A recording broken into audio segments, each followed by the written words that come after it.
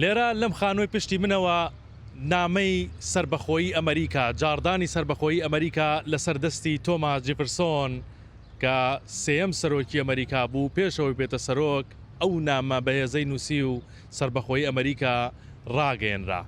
من لە فیلادلفیام لە ئەمریکا و ئێرە شوێنێکی زۆر بەناوبانگە، خەڵک سەردانی دەکەن، گەشتیاران سەردانی دەکەن. لەبەرەوە ئەم خانووی پشتی من هەرچەندە خانۆکۆنەکە کە تۆماس جیفرسۆنی تێدا بوو ڕووخا، بەڵام لە ساڵی 1975 وەکو ڕێزلێنانێک بۆ ئەوەی کە ئەو سربەخۆیی یەکێک بۆ لەوانەی سربەخۆی ڕاگەیاندووە خانووەکە دروست کراوەتەوە. ئێستا بۆتە ناوەندێکی زۆر دیار لە ئەم شارەدا.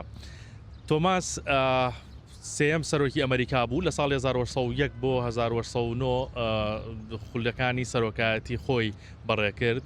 پێشتریش وەکوتم لەو خانۆوە بە نامەیەکی بەهێز کە وەک دەگێڕدرێتەوە ماوەی یەک هەفتە لەو خانۆ دەرنەچووە و لەم خانوەیە دوو ژووری گرتووە بەکرێ کە هاتووە ئێرە دەوروبەری چۆڵ بووە، شارەکە چۆڵ بۆ بە دوای شوێنێکی ئارام و هادی ئاگەڕاوە ئێرەی دۆزیوەتەوە و لەو دوو ژوورەدا دانیشتۆ خەریکی ئەو نامە بووە و جاردانی سربەخۆیی پێڕاگەیاندووە.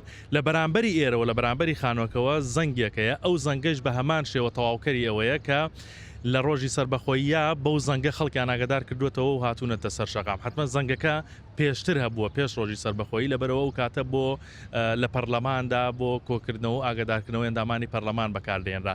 ئێستا ئەم شوێنەی بۆتە ناوەندێکی زۆر گرنگی گەشتیاری و مێژووی خەڵک سەردانی دەکات و بە ڕیز دەوەستن بۆی بچنە ژوورەوە و ناو خانووەکە و شوێنە جیاوازەکانی ئێرە ببینن.